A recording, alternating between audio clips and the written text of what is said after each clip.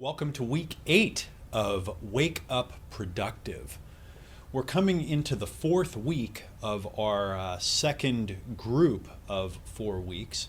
And by now you should have been doing your 60-60-30s every day for about 3 weeks. And hopefully by now they're starting to integrate into your life. You're starting to get more comfortable with them.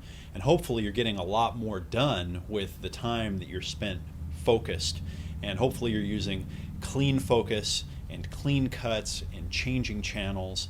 And hopefully by now you've gotten the hang of scheduling your interruptions and using enlightened multitasking and seeing how all of these different pieces fit together, and also how they're actually very, very simple and how they're really all the same thing.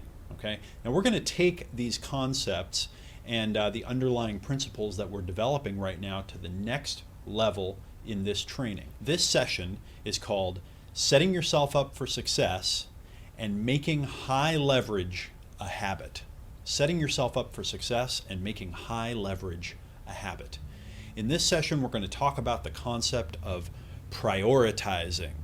It's a word that we hear a lot. Most people don't know what it means, and most people don't do it. And when we try to do it, we just get confused. What does that mean? Make a list of the things I should do and then do the most important one first? That's kind of it. There's a lot more to it. And in this session, we're also going to learn a very, very, very powerful system that I use to figure out what I should be doing with my time, what I should be doing with my activity and with my focus, to make sure that I'm getting the biggest upside, the biggest leverage, the biggest result in the short, medium, and long term. Now, as part of Wake Up Productive, one of the things that we're really trying to do is we're trying to work and live in a way that not only creates really strong results in the world, strong results in business, strong results financially, strong results with our health and fitness, but also to live in a way that creates satisfaction and enjoyment. So we're not doing things and just feeling like a robot that is just doing this boring thing in life and doesn't enjoy what it's doing, and also to not get too carried away with just seeking things that bring us pleasure and getting caught up with distraction and things that just feel good but don't really accomplish anything. We're trying to balance these things, and to that end, I want to introduce you to a couple of concepts, a couple of conceptual models that we're going to use to identify the things that we should be doing with our day, identify the things that are our unique talents and gifts, and see where they overlap and see where those things intersect with the biggest opportunities in our business and in our life. I'd like to introduce you to a concept that I call the productivity pyramid. You might want to write those words down. And if you're taking notes, it's important that you draw what I'm about to draw, because we're going to do an exercise a little bit later with it. And it's really important to use your muscles, to have activity. Okay, good. So follow along and draw this diagram as I draw it, because like I said, you're going to be using it again later. So first, let's start with drawing a pyramid. Next, what we're going to do is we're going to draw 4 levels to our pyramid.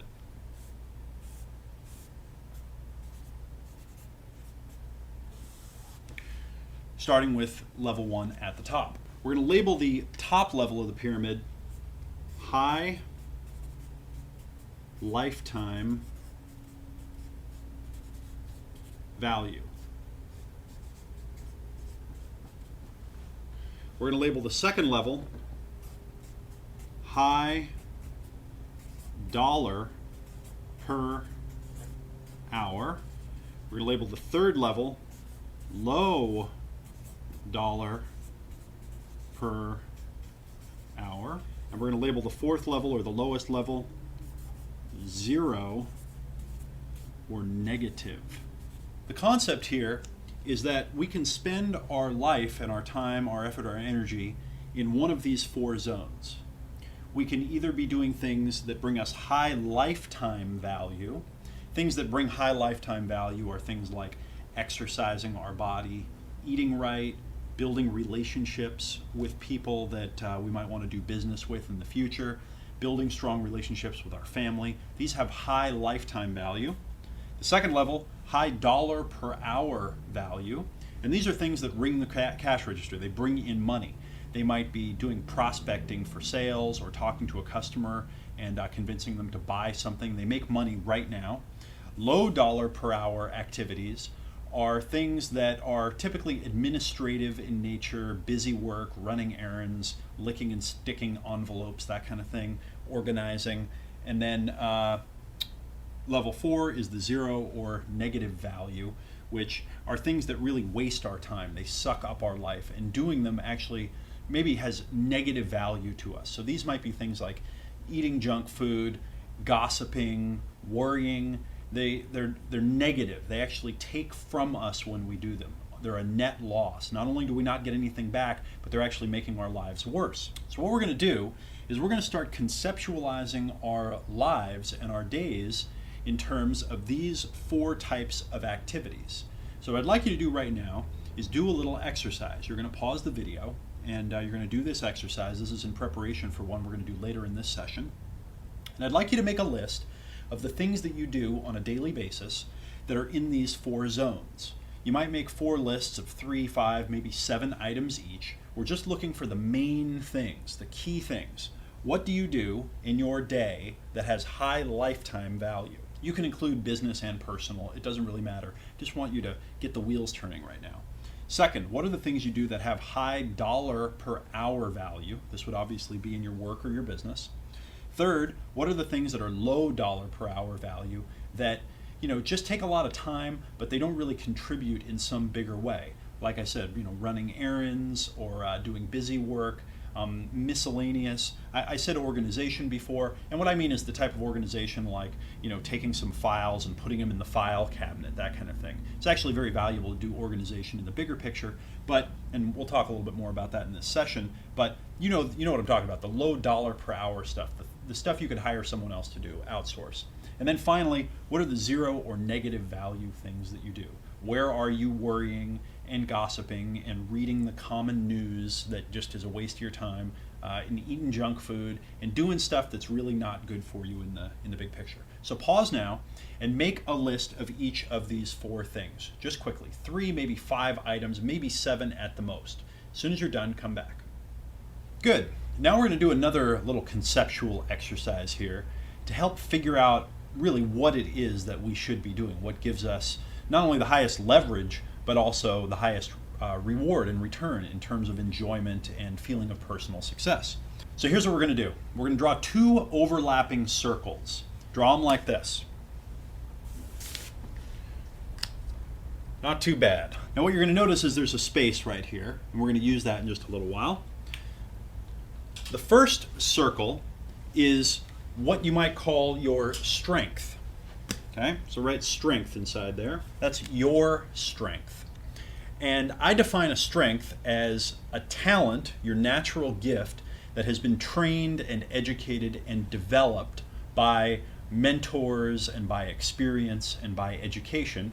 And now it's an external strength. So you've taken your natural gifts and you've used them and you've allowed others to help you train them and you've become an expert in that area and you can really get great results. You enjoy doing it. That's now a strength. So this area is your strength, what you are good at doing, what you enjoy doing, that talent that's been developed. Over here are the 2 top levels of the pyramid. All right? So this is 1 and 2. The high lifetime value and the high dollar per hour value. This area right here, that's the magic zone right there. That's the zone where you want to be spending as much of your time as possible. Now, why do we want to do that? Why does this equation work in quite this way? Because if you're working on things that have high lifetime value and high dollar per hour value, and you do them consistently over days, weeks, months, and years, you're going to wake up in a few years and you're going to have a business, a financial life that's going to be great. It's going to really be taking care of you and it's going to yield a lot for the rest of your life. It's going to yield dividends and allow you to live a life in comfort.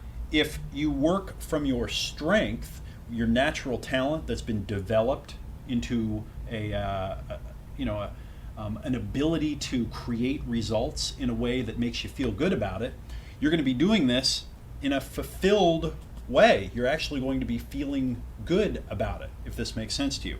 So we want to overlap these two things. We want to put them together and create a long-term future that combines you doing what you're good at and what you enjoy with the places in your financial life and in your business life that bring you the biggest rewards. So what I'd like you to do now is ask yourself, what is this area? What are these particular things where what you're really good at overlaps with the highest priorities inside your business? So pause the video for just a moment and go ahead and make a list of those few things. There'll probably only be 2 or 3 things on that list. Do that now. Okay, good. So now what you've done is something that's very powerful. You have identified the activities that you do in your life that are the high leverage and high value activities. You've also identified the low value and low leverage activities. You've also found the overlap between what you're really good at, what your unique talent and gifts are, with the places that are the highest leverage in your business. And when it comes to prioritizing, you want to prioritize those things first. Really the name of the game in terms of life and business for long-term success, okay, not just short-term success, but long-term success, where you wake up years from now, decades from now, and you look back and you say, yeah, wow, I really created something great there, is to live in that little overlap point where your natural talents, your natural gifts and strengths, your abilities that have been developed and that are able to go out there and create great results have been focused in the areas that bring the highest lifetime value and the highest dollar per hour value. So when it comes to prioritization, from now on, prioritize those things at the top of the list. And every day, the first several hours of the day, if you can, invest using your talent and strength focused on the highest leverage opportunities of high lifetime value and high dollar per hour value. That's the simple equation. I'd like to talk to you now about the idea of setting yourself up for success. Okay, setting yourself up for success. You've probably heard the term, he was set up to fail, right? Or someone set me up to fail. Well, you can set yourself up to succeed just like people feel like they were set up to fail. And by the way, when you hear someone say that they were set up to fail, it's usually because they're not taking personal responsibility for their life. Because most of the time, we weren't really set up to fail. We set ourselves up to fail in one way or another. And just like you can do that, you can set yourself up to succeed. I want to introduce an idea that was taught to me by my good friend Dean Jackson. And it's an idea called cleaning the grill. So let's take a restaurant for example.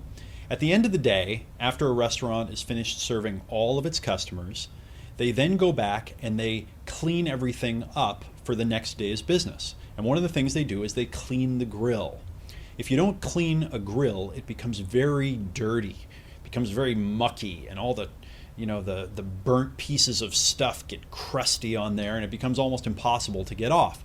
But if you clean the grill every day, it keeps the grill in great shape, and it sets it up so that when you come in the morning and you're ready to start cooking again, the grill is clean. So the idea of cleaning the grill is coming to the end of a session where you're focusing your time and energy and effort on a high leverage activity, and right as you're finishing it up, you clean the grill and set it up so that when you come back next time, it's all ready to go. So let's say, for example, you're working on your computer and you've got a bunch of windows open and it's time for you to take your break.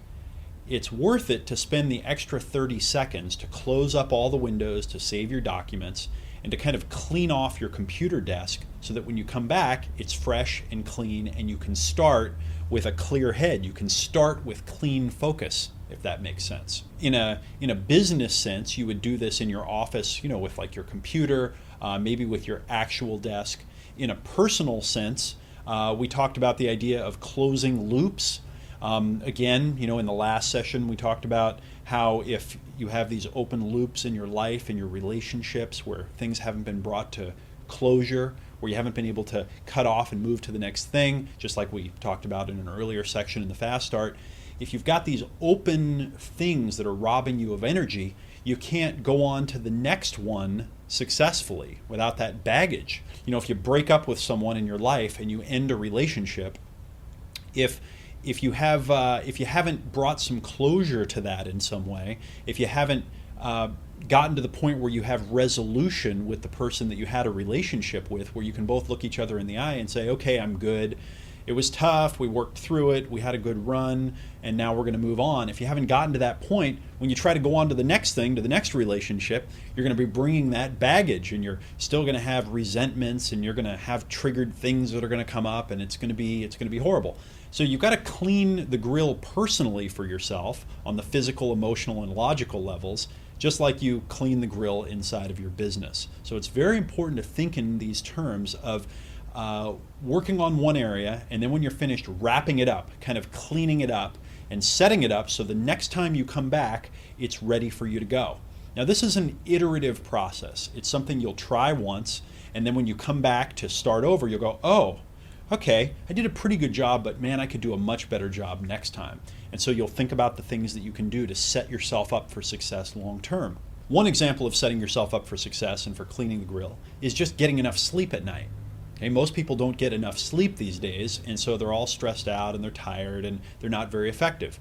So cleaning the grill in your physical, emotional, and logical life, setting yourself up for success, is making yourself get enough sleep the night before, right? Does that make sense? You're kind of cleansing your grill so that you can come back the next day. Well, these cycles happen all over in our lives, and if we don't ritualistically and consciously set ourselves up for success, then when the opportunity comes and the time comes for it to happen, we won't be ready. We won't have the focus. We won't have the resources to do it.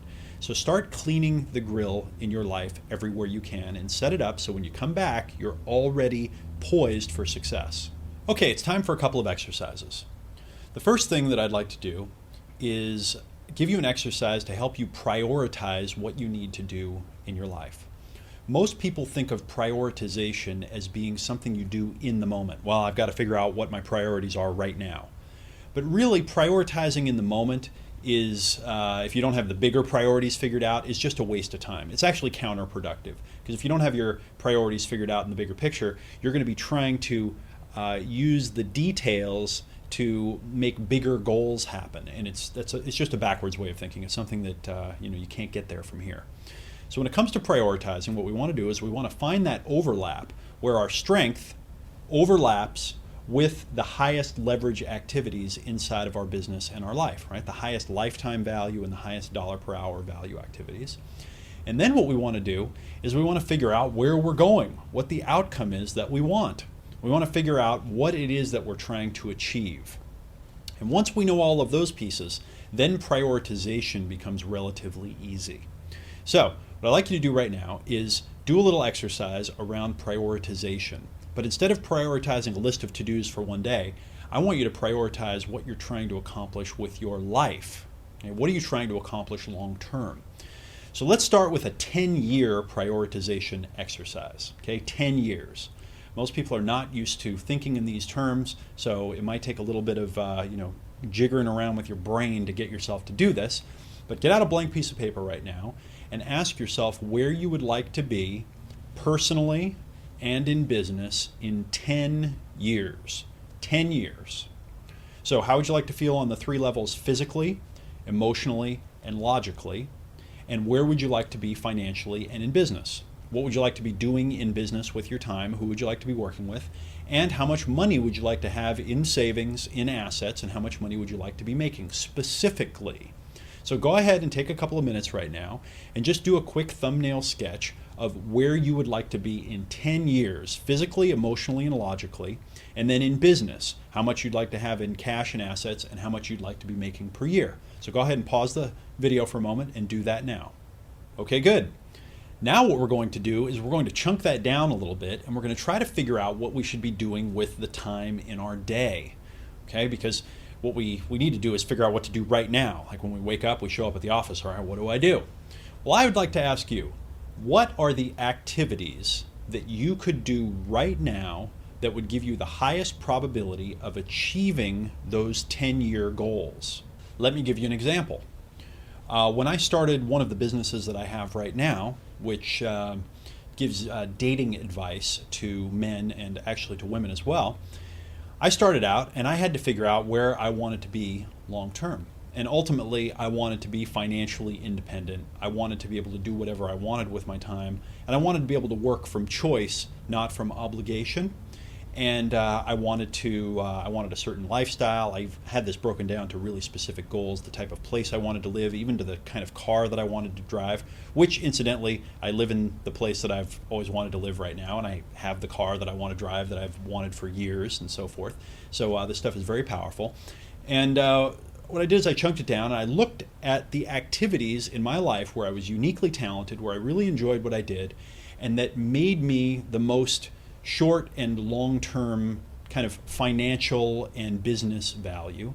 And I just focused most of my time there. And as it turned out, and interestingly enough, it's kind of come full circle and it's becoming that again because I've been starting some new businesses lately. It's focusing my time creating marketing and content.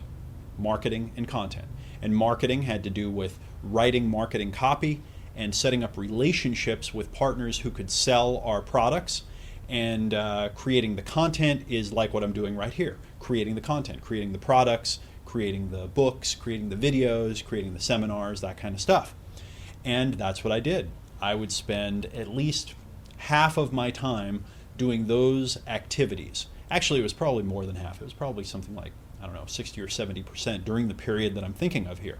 And it took a while, right? It took several months of doing this consistently over and over and over before I started to really get some traction in it. It really started to take off.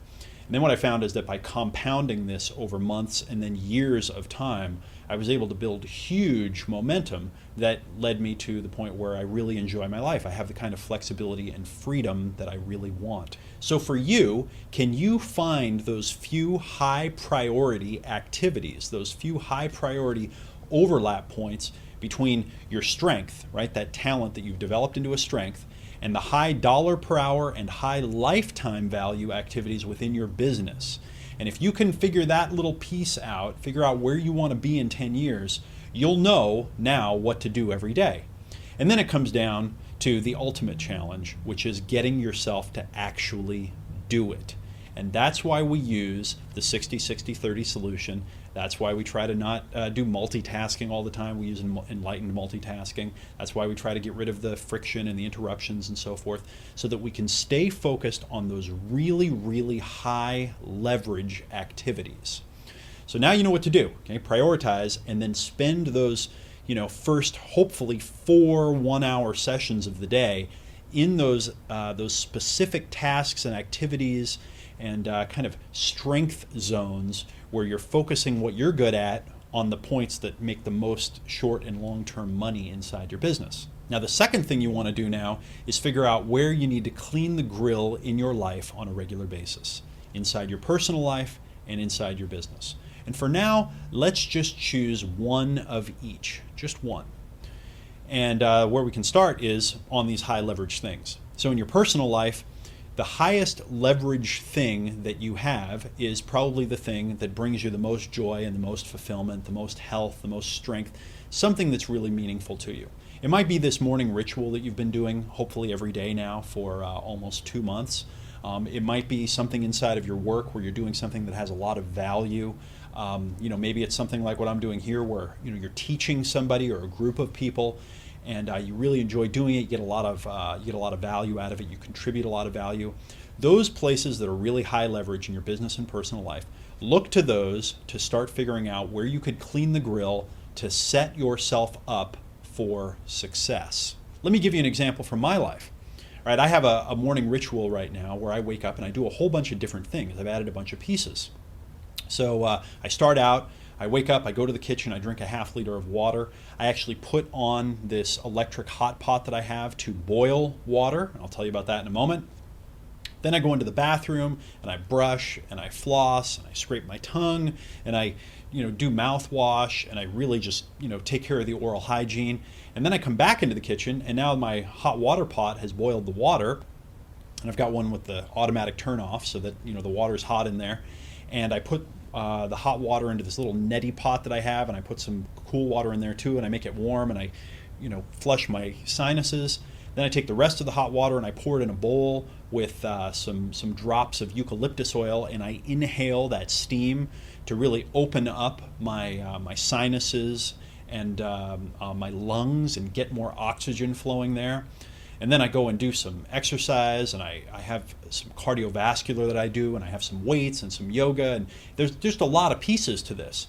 And what I found is every time I add something new, it messes the system up a little bit, because I've got to go, okay, now where did I leave my shoes for going out and doing the cardio on the stairs? And where's my iPod for listening to something while I'm doing that? Where did I leave that? And in the morning, where's my toothbrush? Oh, I didn't leave it on the charger. And there are all these different pieces that have to go together to make that so that I can just move smoothly from one to the next. So as an example, now what I have is I've got my hot water pot set in a certain place on the counter where it lives that's optimal, so that when I come in the morning, I can use it. I've got bottled water in these big bottles, and I've got them in this cabinet that's in just the right place at just the right height where it's very quick for me to run through everything. And I keep the bowl that I pour the water into to inhale the steam right there on my stove, so it's always right there. And in the bathroom, I keep my toothbrush on its charger all the time in the right place, and the floss and the mouthwash and the tongue scraper are all in the right place, and I've set it all up so that I can be successful next time. And what I've found is that if I just blast through and I drag things from one place to the next and I leave them all over the place, it makes my morning ritual very disorganized, very disorienting, and also gives me a much higher probability that I'm going to get distracted and I'm going to run into some kind of butterfly trigger that's going to make me think of something, and I'm going, oh, I should go do this. So what I try to do every time I use one of these elements in my ritual is when I'm finished, I try to clean the grill by putting it back and setting it in state so that tomorrow when I come back, it's there and ready for me to use, if that makes sense. Put the toothbrush in the right place.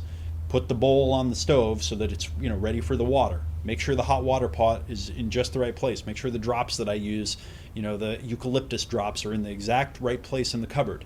So I'm constantly now trying to use and then clean the grill. Do my activity and then clean the grill.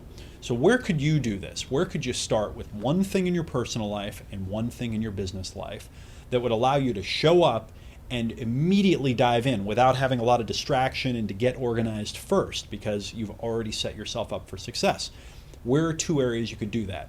Take a moment right now, pause the video, and write down 2 places you could do it, and make a list of just a couple of quick bullet points that you could do at the end of each session to set yourself up for a successful session next time. Do that and come back for one last thing. I want to leave you with a thought here. You did a very powerful exercise called the productivity pyramid, where you identified the things in your life that bring you high value, and you identified the things in your life that are low value or even negative value. As far as changing behavior and changing thinking and changing emotions goes, it's very difficult to get yourself to stop doing something.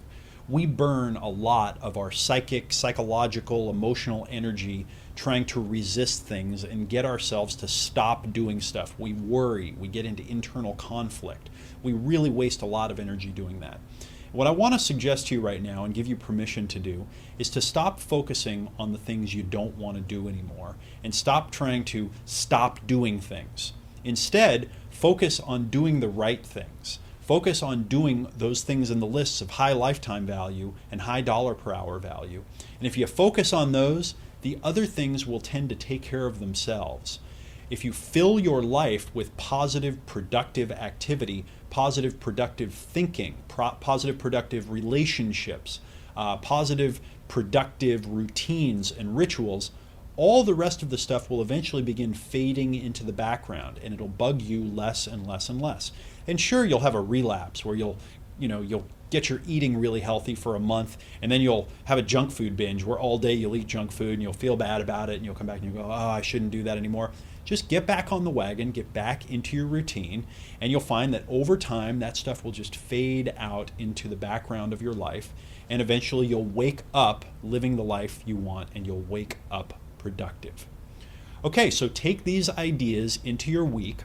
Start prioritizing around what you want to do long term, that overlap where your high lifetime value, high dollar per hour value activities overlap with your strengths, right? Your talents that have been developed into strengths. And also clean the grill. Clean the grill in a few key areas of your life at the end of each session so that you set yourself up for success for the next one. The rest of this week, make sure you keep doing your 60-60-30s because we're just coming into the last week. You should be integrating those into your life very nicely now. You might even want to add another one to your workday so that you're becoming really tuned and really efficient. And next week, we're going to start a new ritual, and we're going to come into the third phase of this program, actually the most important phase. So check back in a week, and I'll talk to you again soon.